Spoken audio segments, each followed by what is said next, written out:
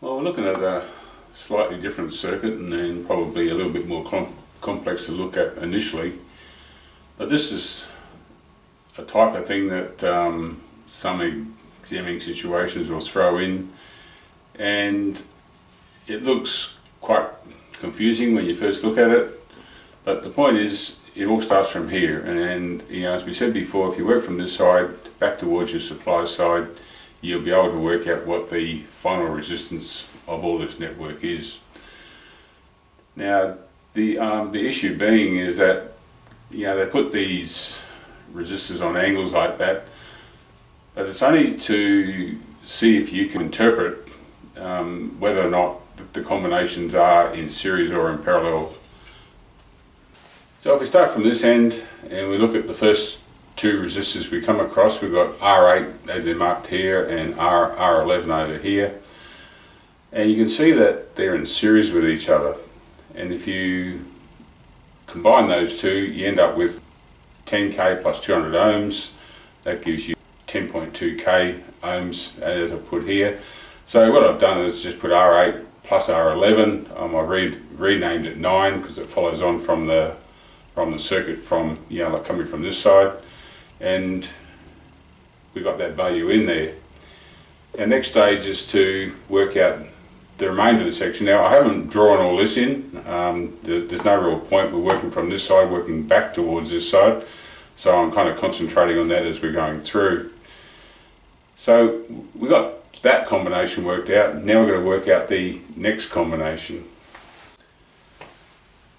Now if you look at this carefully, you got this resistor sitting here, which is a combination of these two.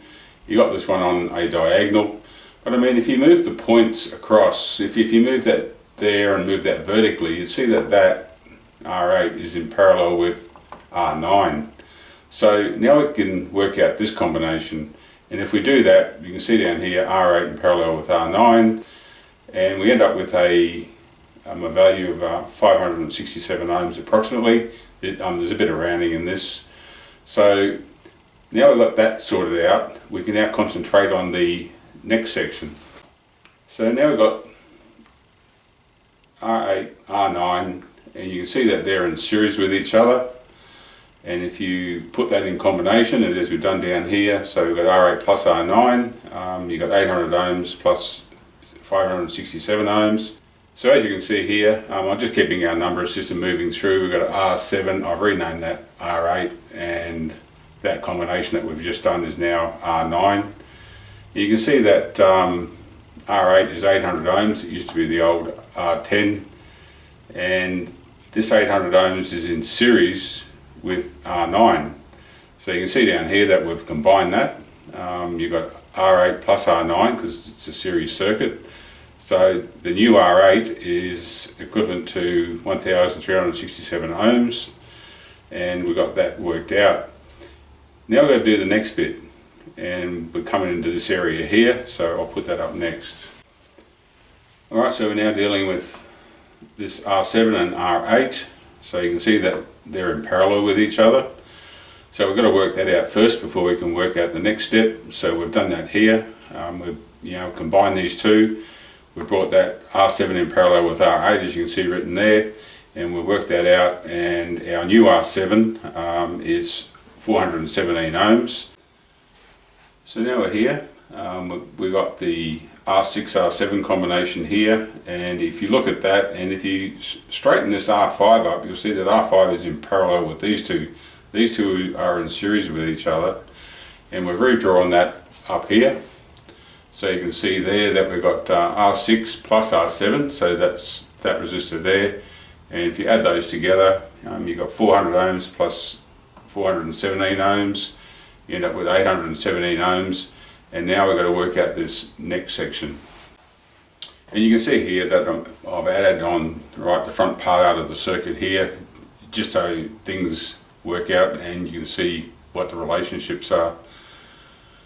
So now we've got this area here in the red. You've got R5 in parallel with the new R6.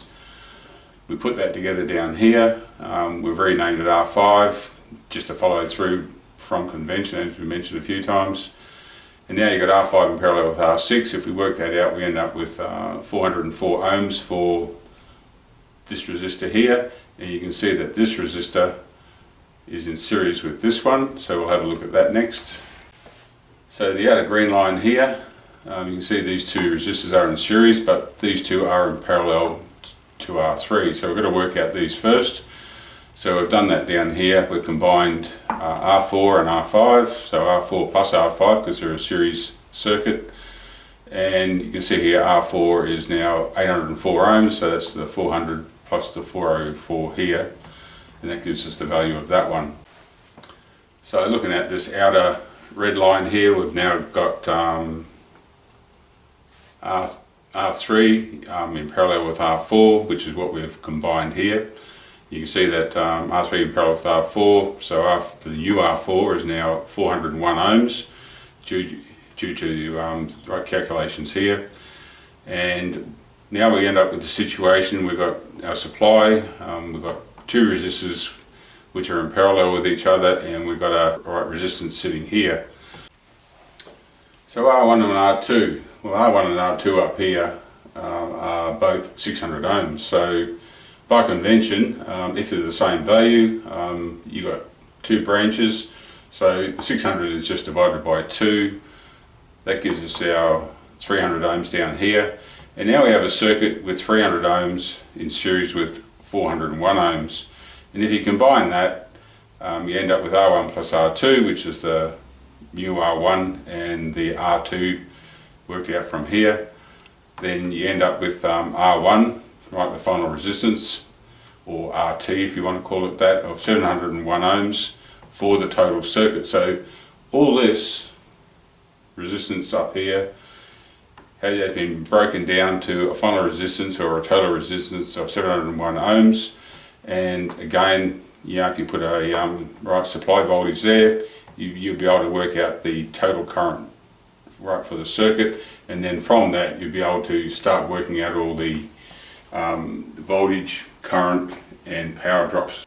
So as I said before, you know, when you're confronted with circuits like this, and if you keep convention in mind that you start from this end and work back towards your supply line, and you work out the sections as you're moving through, and you redraw the circuit, right, compensating for the calculations that you've done like we've done here, and you'll end up with a final one resistor, one power supply circuit like that.